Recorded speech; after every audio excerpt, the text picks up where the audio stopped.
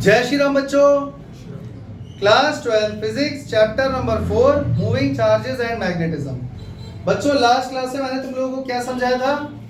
मैंने तुम लोगों को सिखाया था कि अगर एक करंट कैरिंग कंडक्टर या वायर किसी मैग्नेटिक फील्ड के अंदर रखा हुआ हो जो उसके एक्सिस के साथ थीटा एंगल बना रहा है तो उस पर कितना फोर्स लगेगा। और मैंने तुम्हें बताया था उस फोर्स की वैल्यू है बिल साइन थीटा। याद है कि भूल गए? D is the magnetic field, I is the current flowing through the wire, L is the length of conductor और wire and sine theta. Theta is the angle between magnetic field and the axis of the wire. अरे भाई याद है कि भूल गए? आज हम लोग इसका यूज करने वाले हैं और इसके अलावा कुछ और फॉर्मूले भी यूज होंगे। उससे क्लियर हो जाएगा कि तुम लोग पीछे पढ़ते हुए आ रहे हो या नहीं। आज का हमारा टॉपिक क्या है? आज का हमारा असली टॉपिक है डिफाइन 1 एम्पियर।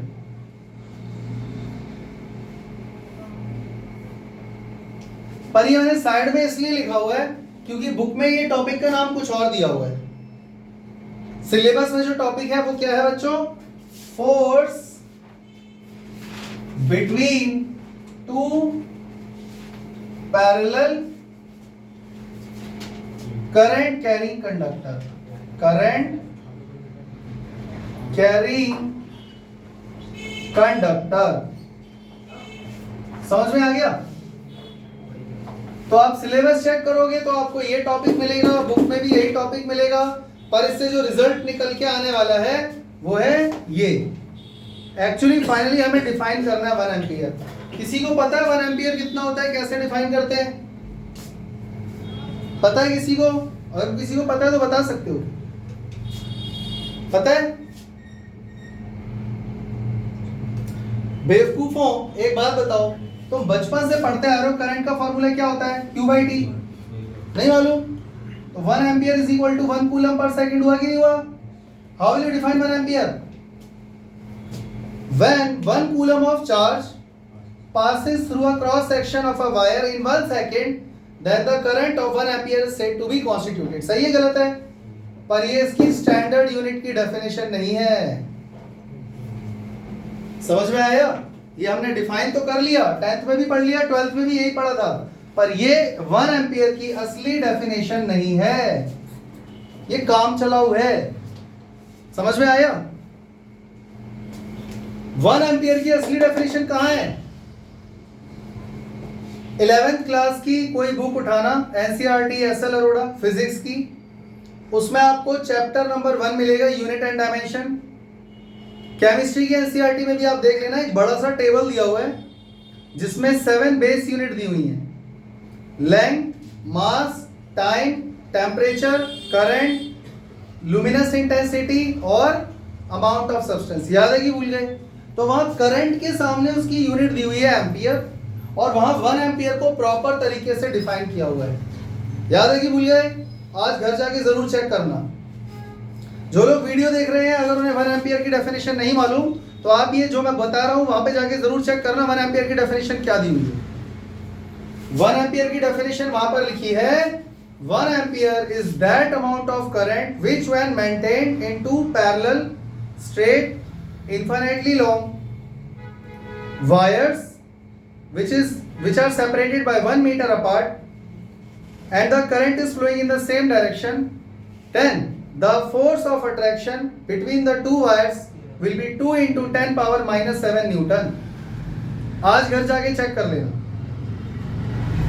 और ये रिप्ले करके दोबारा सुन लेना। समझ गए? पर सवाल ये है कि उसको समझाऊं कैसे, वो सब कैसे तुम लोगों को पहुंचाऊं। तो उसके लिए हमारे सिलेबस में एक टॉपिक है force between two parallel current carrying conductor. ये पढ़ने के बाद आप 1 एम्पियर को डिफाइन कर पाओगे और इससे रिलेटेड क्वेश्चन भी कैसे आते हैं वो भी मैं तुम्हें समझा दूंगा। करें शुरू बच्चों? करें शुरू? तो बच्चों ध्यान से सुनो, ये पढ़ने के बाद आपको इतना तो समझ में आ गया होगा कि 2 parallel current carrying wire, conductor का मतलब यहां पर क्या है? अरे भैया वायर ही होगी ना, हाँ या ना? तो बना देते हैं। एक वायर ये रही,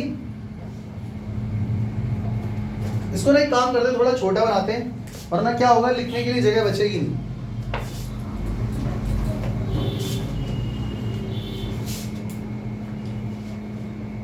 एक वायर ये रही बच्चों और एक वायर ये रही।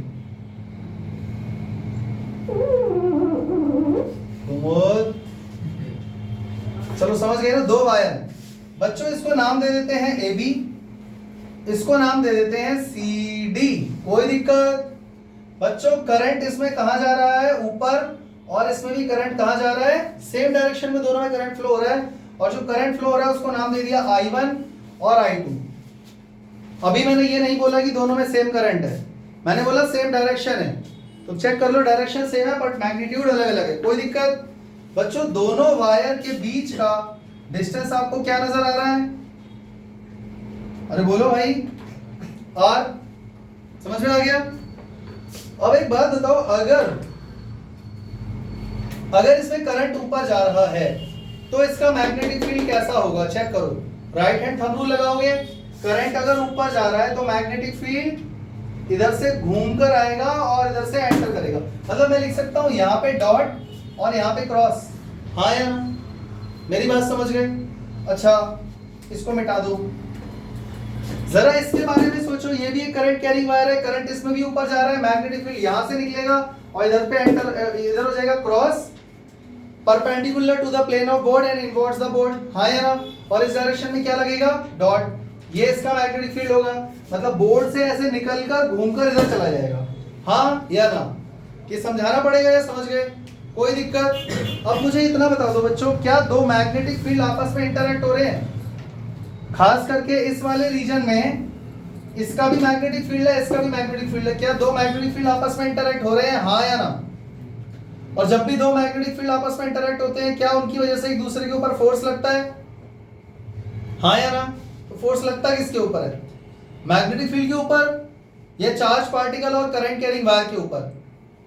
फोर्स तो किसी ऑब्जेक्ट पे लगेगा ना यार, तो फोर्स इन दोनों वायर पे लगेगा। और फोर्स इस दुनिया में दो ही टाइप के होते हैं, कौन कौन से बच्चों? या तो पुश या तो पुल। तो यानी या तो ये अट्रैक्ट करेंगे आपस में और या फिर ये रिपेल करेंगे। सवाल तो यही है कि रिपेल करेंगे या अट्रैक्ट करेंगे, पहले तो ये बताओ। और फिर अगर अट्रैक्ट और रिपेल करेंगे भी तो कितने फोर्स से अट्रैक्ट और रिपेल करेंगे, उसका मैग्नीट्यूड बताओ।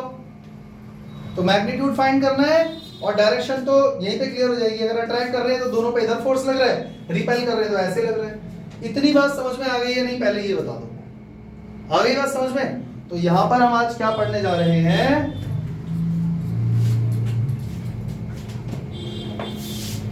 Late there are two long straight current carrying wires, that there are two long straight current carrying wires are separated by 1 meter in space having different current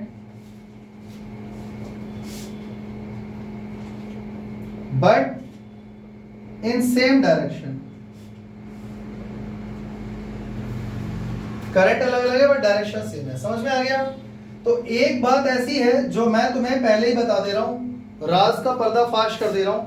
ये बात मैं तुम्हें पहले ही क्लियर कर दे रहा हूं।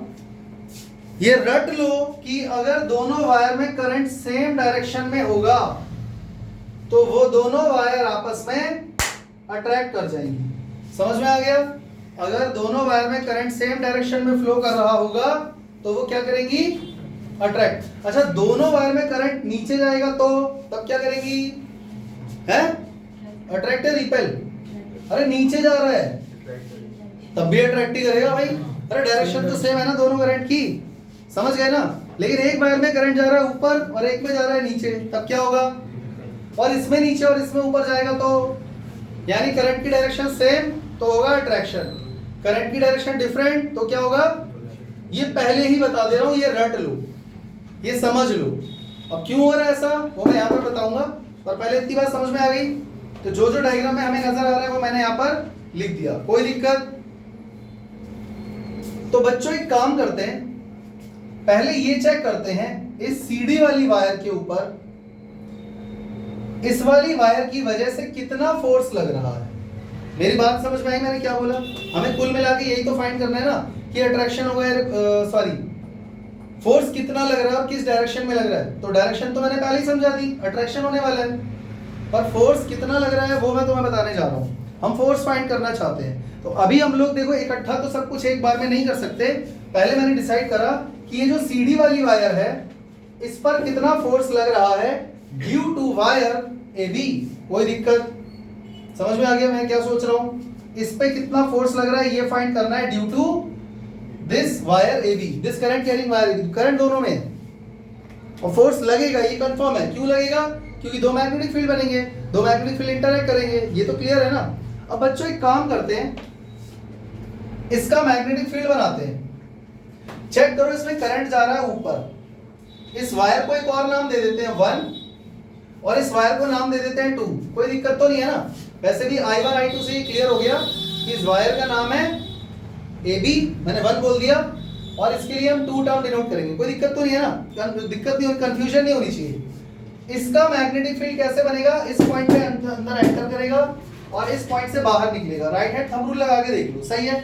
यानी यहाँ पर बनेगा डॉट और यहाँ पर बनेगा क्रॉस। कोई दिक्कत? अरे सही है गलत?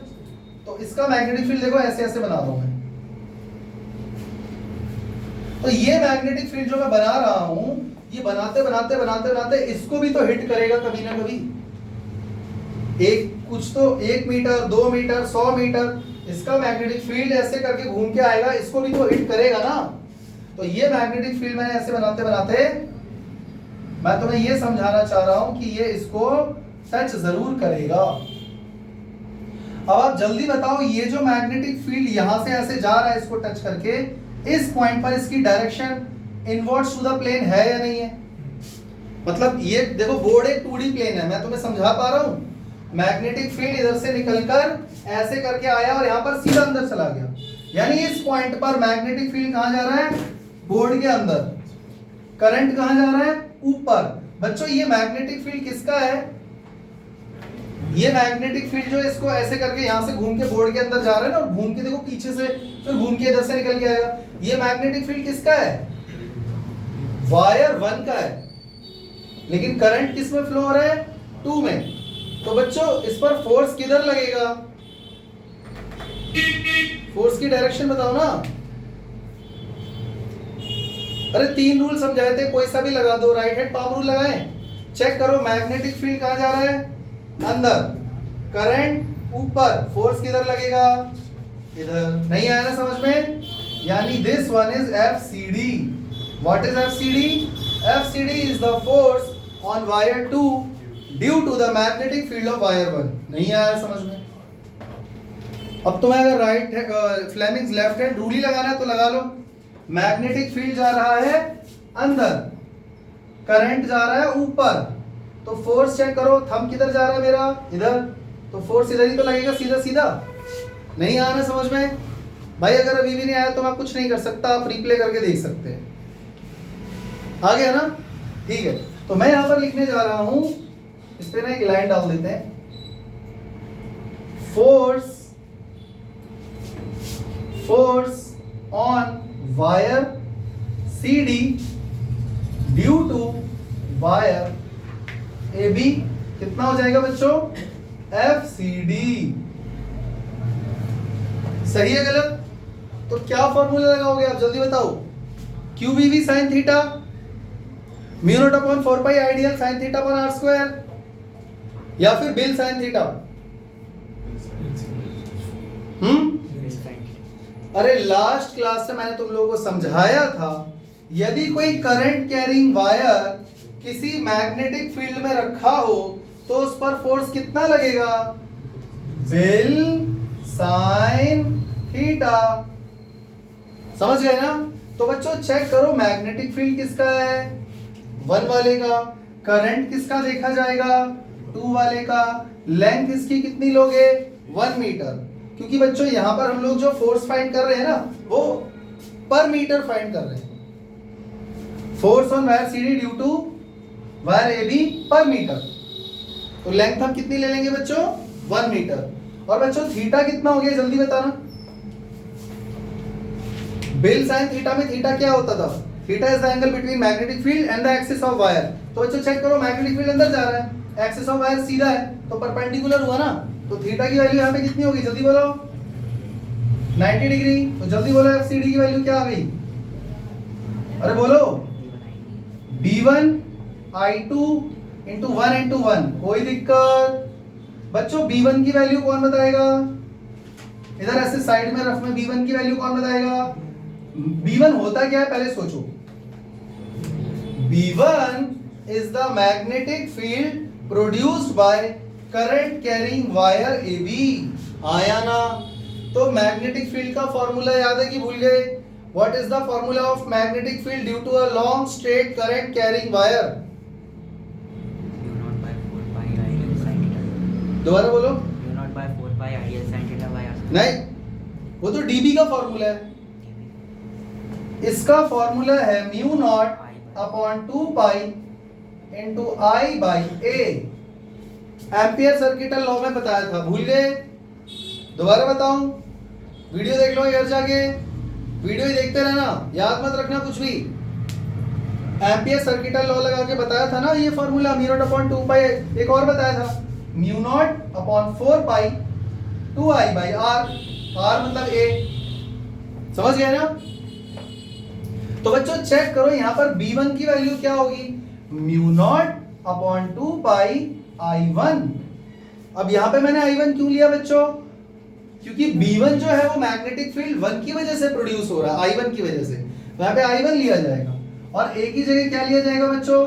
R।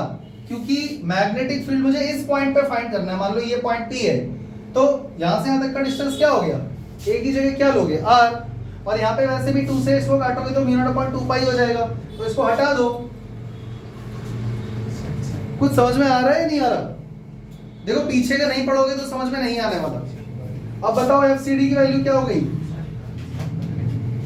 Mu naught upon 2 pi into I1 upon R, और एक I2 यहाँ पे पहले से ही है, क्योंकि ये वैल्यू तो B1 की है ना, और यहाँ पे एक I2 भी तो है।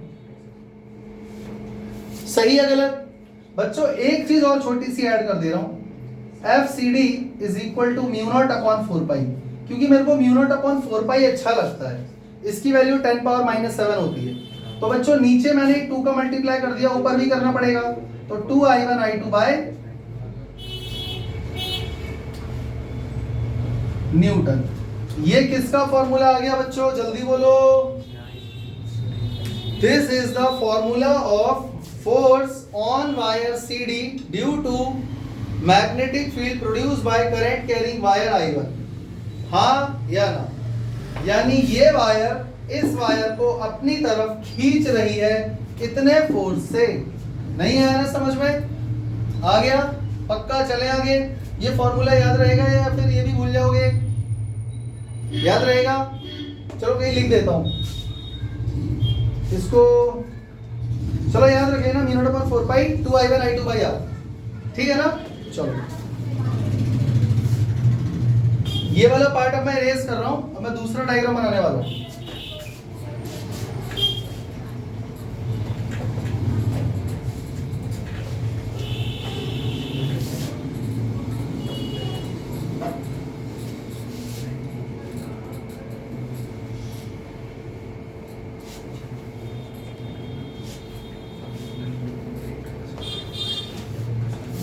वही 2 वायर हैं, सब कुछ वैसा ही है, बस इस बार एक छोटा सा चेंज कर रहे हैं। देखो बच्चों ये जो वायर है इसका नाम है, इस वायर का नाम क्या है? 1। इसका नाम है AB। करंट इसमें फ्लो हो रहा है I1। और ये दूसरी वायर है बच्चों, इसमें करंट फ्लो हो रहा है I2, इसका नाम है 2, और इसका एक और नाम भी है CD। बच्चों इन दोनों के बीच का डिस्टेंस अगेन कितना है? R। कोई दिक्कत? बच्चों जरा चेक करो, क्या ये वायर इस पर फोर्स नहीं लगाएगी? टॉपिक अभी भी वही है, ये सब वही है, कोई फर्क कोई चेंज अभी नहीं आया है। वायर का मैग्नेटिक फील्ड कैसे बनेगा चेक करो, राइट हैंड थंब रूल लगाओ, यहाँ पे फिंगर्स अंदर जा रही हैं बोर्ड के प्लेन के अंदर यानी क्रॉस, और इस साइड आएगा डॉट, सही है। मतलब मैग्नेटिक फील्ड इधर से अंदर जा रहा है, यहाँ से घूम के बाहर आ रहा है, इधर से निकल के इधर अंदर जा रहा है, फिर पीछे से घूम के फिर इधर से निकल के आ रहा है, सही है गलत है?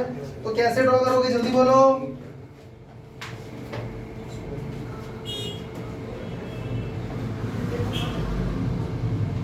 और ऐसे करते करते करते करते बच्चों चेक करो, ये पीछे से निकलकर इसको हिट करके बाहर आ जाएगा। मतलब समझ पा रहे हो ना, ये मैग्नेटिक फील्ड यहाँ से एंटर करा और इस पॉइंट पर इसको हिट करके बोर्ड के प्लेन के सीधा बाहर आके फिर घूम के इधर जाएगा, हाँ या ना? तो इस पॉइंट पर क्या बनेगा बच्चों, डॉट या क्रॉस? तो मैग्नेटिक फील्ड किसका है, वायर 2 का, सही है गलत? अब सवाल ये है कि इस वायर पर फोर्स कितना लगेगा, इस वायर पर फोर्स कितना लगेगा ये बता दो।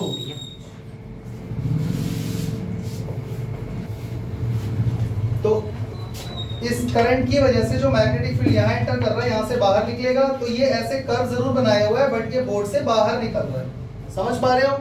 तो बच्चों चेक करो इसके ऊपर जो फोर्स इस वायर की, देखो ये करंट कैरिंग वायर है और ये एक मैग्नेटिक फील्ड के रीजन में आ गई है, तो फोर्स तो इस पर पक्का लगेगा, बट फोर्स की डायरेक्शन क्या होगी वो बता दो।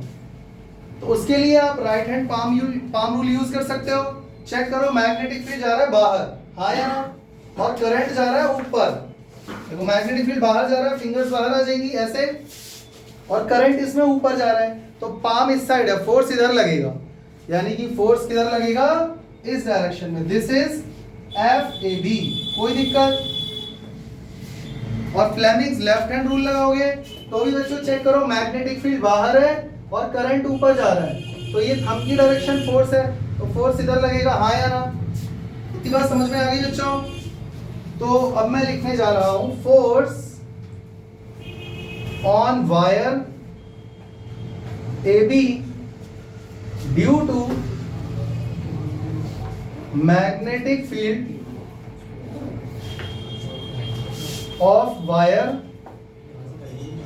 CD। तो बच्चों फोर्स कितना लग रहा है, AB, इसकी वैल्यू कितनी हो जाएगी, current carrying wire in a magnetic field, bill sine theta लगेगा, तो BIL साइन थीटा। अब मुझे फटाफट बता दो यहाँ पर थीटा कितना है, 90 degree, because theta is the angle between magnetic field and the axis of wire. तो मैग्नेटिक फील्ड बाहर जा रहा है, वायर का एक्सिस ऐसे है, तो 90 डिग्री बनेगा। अच्छा मैग्नेटिक फील्ड किसका है, वायर 2 का। करंट किसका है, वायर 1 का। लेंथ कितनी है, 1 मीटर, क्योंकि हम लोग force per unit length find कर रहे हैं, पर मीटर फाइंड कर रहे हैं। तो कितना हो गया बच्चों, FAB is equal to B2 into I1 into 1 into 1, कोई दिक्कत? अब मुझे जल्दी से B2 की वैल्यू बता दो। What is B2? B2 is the magnitude of magnetic field produced by current carrying wire 2। तो इसका मैग्नेटिक फील्ड का फॉर्मूला क्या होता है, एक single straight current carrying wire की वजह से मैग्नेटिक फील्ड क्या होता है, mu naught upon 2 pi into I by A। तो A यहाँ पर क्या हो जाएगा, R हो जाएगा, और करंट किसका है, 2 का, क्योंकि इसी की वजह से मैग्नेटिक फील्ड बन रहा है, सही है गलत है? तो B2 की वैल्यू यहाँ पुट कर दो, तो FAB will be equal to कितना हो जाएगा, B2 की वैल्यू बोलो, mu not upon 2 pi I2 by R, I2 by R। और बच्चों ये I1 यहाँ पर पहले से ही है, ये तो आपने B2 की वैल्यू डाली है ना, I1 तो यहाँ पहले से ही है, तो चेक करना क्या सेम वही फॉर्मूला नहीं आ गया जो अभी हमने पहले लिखा था, यानी वायर AB CD के ऊपर जितना फोर्स लगा रही है उतना ही वायर CD वायर AB के ऊपर फोर्स लगा रही है। तो चेक करो, पीछे पहले भी मैंने यही फॉर्मूला लिखा था, mu naught upon 4 pi 2 I1 I2 by R Newton, कोई दिक्कत? इससे ये बात क्लियर हो गई कि ये दोनों वायर एक दूसरे को अपनी तरफ खींच रही हैं with the same amount of force. समझ में आ गया? तो ये समझ में आ गया बच्चों, दोनों वायर एक दूसरे को सेम अमाउंट ऑफ फोर्स से अट्रैक्ट कर रहे हैं। कोई मुझे बताएगा एफ ए बी की वैल्यू एफ सी डी के इक्वल है या नहीं? अरे इक्वल है या नहीं? क्यों आएगा माइनस भाई? तो मैंने वेक्टर कहाँ लगाया? अच्छा चालाकी। तो मैग्नीट्यूड में दोनों इक्वल होंगे कि नहीं? पर बच्चों अगर मैं वेक्टर लगा दूं तो डायरेक्शन भी मैटर करता है, तो यहाँ पे माइनस लग जाएगा। क्या है, न्यूटन का थर्ड लॉ फॉलो नहीं कर रहा? पर यहाँ पे न्यूटन का थर्ड लॉ मैटर नहीं करता, क्योंकि हमें बस ये देखना है कि अगर करंट कैरिंग वायर में करंट सेम डायरेक्शन में है तो दोनों अट्रैक्ट करेंगे, ऑपोजिट डायरेक्शन में तो रिपेल करेंगे। कोई दिक्कत? समझ में आ गया? चले आगे बच्चों, बोर्ड पे देखो, हमने टोटल फोर्स का मैग्नीट्यूड फाइंड कर लिया है और मैग्नीट्यूड के साथ साथ हमने डायरेक्शन भी फाइंड कर ली है। यहाँ पर दोनों वायर के बीच में क्या लगेगा? अट्रैक्शन। और अट्रैक्शन क्यों लगेगा? देख लो, फोर्स की डायरेक्शन इसमें इधर है और सीडी पर इधर थी, सही है। तो यहाँ से हमको एक रिजल्ट हाथ लगा। ये रिजल्ट बच्चों हमेशा याद रखना। Number 1, if the direction of current in two wires, बल्कि parallel wires, is same, then they will attract each other. They will attract each other. समझ में आ गया बच्चों? मतलब एक वायर ये रही, एक वायर ये रही, दोनों में करंट सेम डायरेक्शन में है, क्या हो जाएंगे ये दोनों में?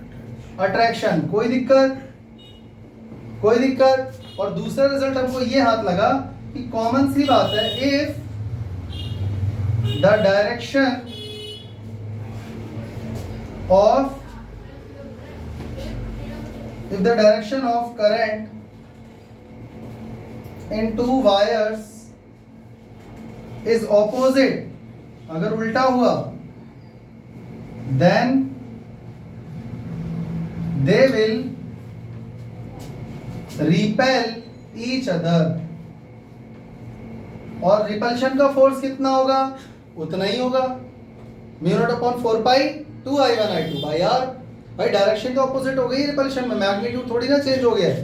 तो मान लो अगर दो वायर हैं और इनमें करंट की डायरेक्शन इस तरीके से है, ऊपर नीचे, तो इन दोनों में क्या होगा बच्चों? रिपल्शन। ये रिजल्ट भी समझ में आ गया? चले आगे बच्चों। लेक्चर की स्टार्टिंग में ही मैंने तुम लोगों को 1 एम्पियर के बारे में कुछ बताया था, याद है कि भूल गए? तो वो जो 1 एम्पियर की जो स्टैंडर्ड डेफिनेशन है वो इसी टॉपिक से निकलकर आती है। तो उसको समझने के लिए जरा इधर देखो बच्चों, बोर्ड पे दोनों वायर यानी AB और CD एक दूसरे पर सेम अमाउंट ऑफ फोर्स लगा रही हैं, हाँ या ना? जिसकी वैल्यू क्या है बच्चों? Mu naught upon 4 pi into 2I1I2 by R। कोई दिक्कत? अब बच्चों दो एफ लिखने से अच्छा है सिर्फ एक बार एफ लिख दूं, कोई दिक्कत तो नहीं है।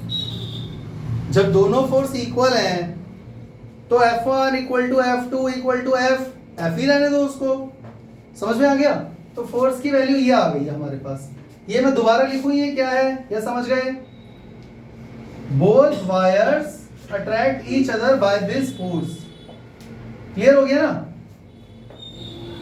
अब यहां पर मैं एक काम कर रहा हूं बच्चों, let I1 is equal to I2 is equal to 1 ampere. अभी तक मैंने दोनों वायर में अलग अलग करंट लिया था, अब मैंने डिसाइड करा कि इन दोनों की वैल्यू 1 एम्पियर कर देते हैं, यानी दोनों वायर में same current I 1 ampere flow हो रहा है। अच्छा बच्चों मान लेते हैं R कितना हो गया? 1 मीटर, यानी दोनों वायर के बीच में डिस्टेंस कितना दे दिया मैंने? 1 मीटर। तो चेक करना F की वैल्यू कितनी हो जाएगी? Then F is equal to mu not upon 4 pi into 2 into 1 into 1 upon 1। सही है गलत? बच्चों चेक करो F की वैल्यू कितनी हो गई? 10 पावर -7 इंटू 2 न्यूटन। ये बात समझ में आ गई? यहीं से 1 एम्पियर को डिफाइन किया गया है। Then what is 1 ampere? 1 ampere उतना अमाउंट ऑफ करंट है जो अगर दो लॉन्ग स्ट्रेट वायर में सेम डायरेक्शन में अगर मेंटेन किया जाए जिनके बीच का डिस्टेंस 1 मीटर हो तो उन दोनों वायर में फोर्स ऑफ अट्रैक्शन लगेगा इतना। बात समझ में आ गई? What is 1 ampere? 1 ampere is that amount of current which when maintained in two long straight parallel wires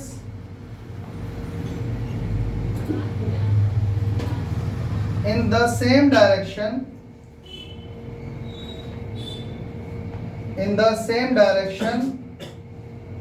which are separated by 1 meter, then they will attract